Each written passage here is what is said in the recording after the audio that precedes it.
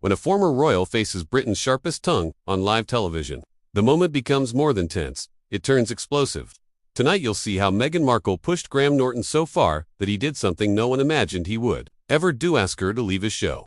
What began as light teasing soon shifted into a fierce clash of pride, showing that even Britain's most charming presenter has limits when respect starts slipping away. The famous purple and red set glowed under the studio lights as the cameras rolled.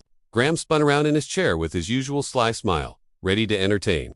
Everyone knew they were in for something lively. His guest was Meghan Markle, a woman who had fascinated, divided, and worn out public opinion all at once. Graham fixed his cuffs dramatically before announcing, "Ladies and gentlemen, please welcome Meghan Markle." The crowd clapped politely as Meghan stepped out in a fitted green dress, her hair set in soft waves. Her heels clicked sharply as she walked onto the stage, giving a brief queen-like wave that felt more formal than friendly. "Meghan, wonderful to have you here," Graham said as they exchanged the usual air kisses. "Thank you, Graham. Lovely to be here," she answered coolly, glancing at the cameras before focusing on him. From the start, the tension wasn't nerves, it was two strong personalities silently sizing each other up. Meghan settled on the red sofa, crossing her legs neatly, her hands resting on her lap. Graham jumped straight into his signature style. "So, Meghan, the whole world seems to have something to say about you these days. You're practically keeping half the tabloids alive. Is this your plan? Boost the economy." The audience chuckled, but Meghan's smile stayed tight. "Well, Graham," she said softly, "I wouldn't expect you to understand what it's like living under constant attack. I wouldn't call it boosting the economy, more like feeding scavengers." "Heavens," Graham replied lightly, though his eyebrow twitched. "Feeding scavengers.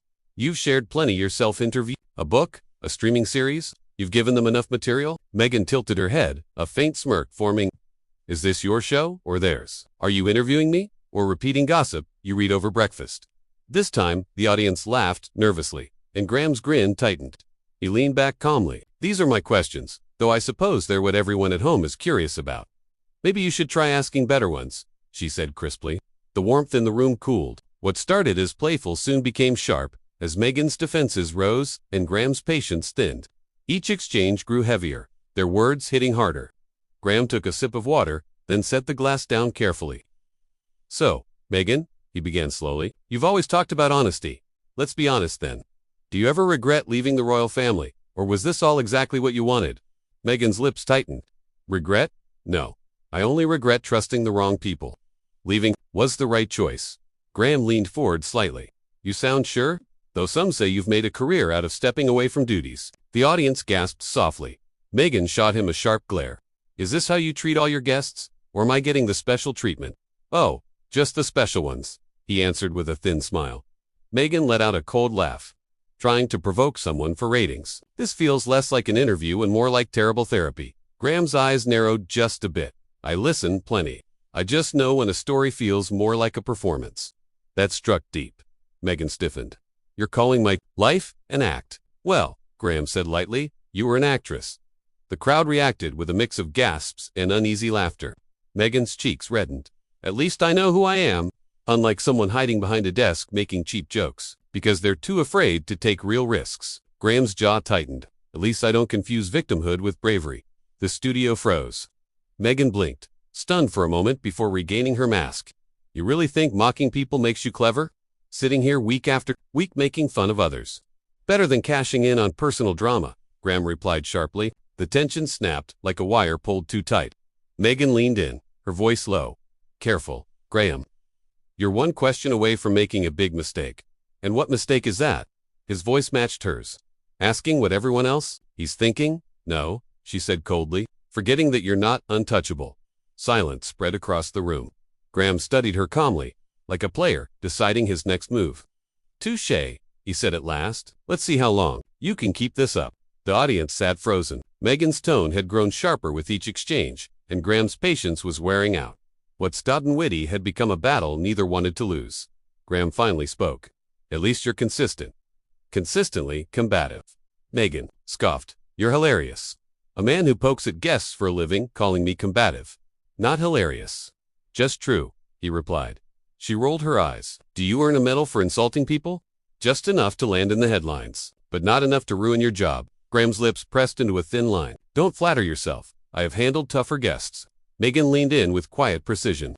And how many of them left wishing they'd never said yes to being here? Graham's jaw flexed. The ones who mistake accountability for cruelty tend to feel that way. Meghan straightened, her voice rising. You're not holding anyone accountable? You're just a tired man staying relevant by dragging people down. Even the band stopped fidgeting. Graham's expression hardened. Cynical, he repeated softly. You're calling me cynical? That's right, cynical, bitter take. Your pick. Better cynical than self-righteous, he replied. Meghan's cheeks flushed, trying to spin it back on me. Out of clever lines already? Trust me, Graham said. I have plenty left. Then Meghan made her biggest mistake. I can see why you've never gone beyond this sofa, she said, her voice cutting. You're too scared to do anything real. Graham's face paled slightly. Do you think this job isn't real? Not what I do has no worth? That's rich, coming from someone who turned suffering into a brand. Meghan laughed sharply. There it is. You can't stand that I left and still became bigger than you. Graham raised his voice now, surprising even the producers. You think running from responsibility and complaining about it is admirable? Meghan stood abruptly. The crowd flinched. You don't get to talk to me like that, she hissed. You don't know me, and you don't know when to stop, he answered, voice calm but icy. They stood facing each other, the red sofa like a barrier between them. You're pathetic, she snapped. Graham smiled faintly. And you're finished. The studio gasped. Meghan's voice lowered to a whisper. You'll regret this. I already do, he replied. The tension was suffocating. Finally, Graham straightened, his tone shifting to something firm and final. Meghan, he said clearly. We're done here. She blinked. What? You heard me? He said. This stopped being productive long ago. I can't let my show turn into your personal counseling session. The audience gasped. Meghan stared at him, stunned. You're kicking me off. Let's call it ending early for everyone's sake. Her hands curled into fists. You can't dismiss me like some forgettable guest. Graham lifted a hand. I'm not dismissing you because you're forgettable. I'm dismissing you because you're unforgettable in all the wrong ways. The audience reacted loudly. Now! Meghan stood frozen, eyes glassy with anger. You'll regret this, she whispered. You think humiliating me makes you powerful.